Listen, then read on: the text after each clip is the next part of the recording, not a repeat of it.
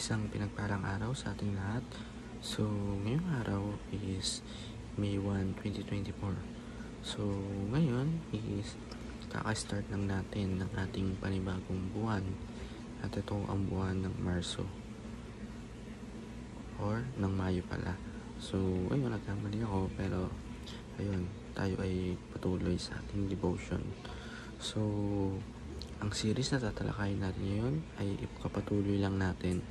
Pero bago yun, muli muna natin balikan yung ating nasimulang series o yung tinalakay nating series na itong nakaraan para din sa mga bagong tagapanood ng bagong tagapakinig. So, ang tinalakay namin series nung nakaraan ay renewal and transformation in Christ. So, yung pag tayo ay nasa Panginoon na, yung dating ikaw na puro flesh or puro kasalanan, ikaw yung taong puro kasalanan na lang ginagawa at mali. Pero nung nakikristo ka na, is nagbago ka na, na-renew, nag-transform ka na bilang isang Kristiyano born again, di ba? Or bilang isang tao na puro tama na ang ginagawa. Alam na natin yung tama sa mali.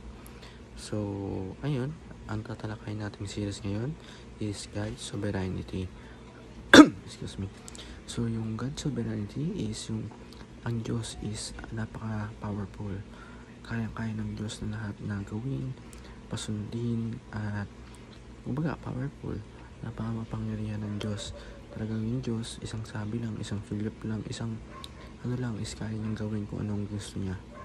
So, ayun, dahil sa pangyarihan ng Diyos, tayo ay tinitipon niya at gaya natin, tayo ay sinusugo niya bilang isang disipulo para ipaliwanag or ipakalat yung kanyang mga salita at kung sino ba siya sa ibang tao na hindi pa nakakilala sa kanya. Tayo ay naglalapit sa mga tao sa Diyos. So, ang Bible verse na tatalakayin natin ngayong araw ay Daniel chapter 4 verse 17.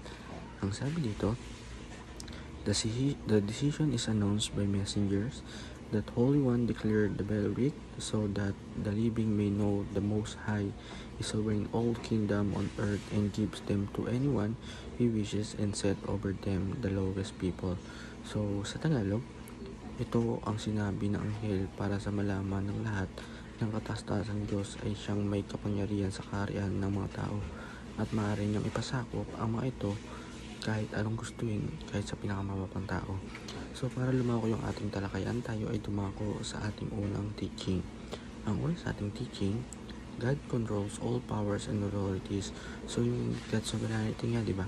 Nakokontrol niya lahat ng powers sa buong mundo at lahat ng authority na papasunod niya dito sa kanyang mundo. So, pangalawa, God's judge those who are responsible.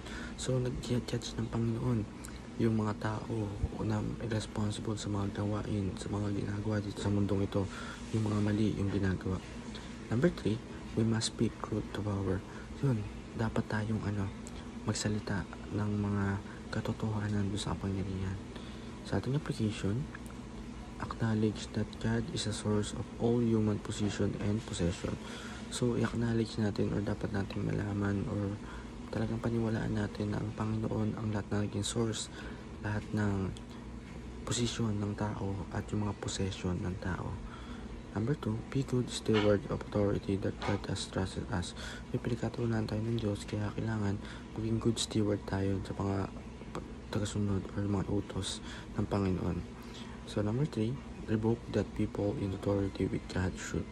So, ayun lang po para sa araw na to na may natutunan tayo sa ating panonood. And God bless to all.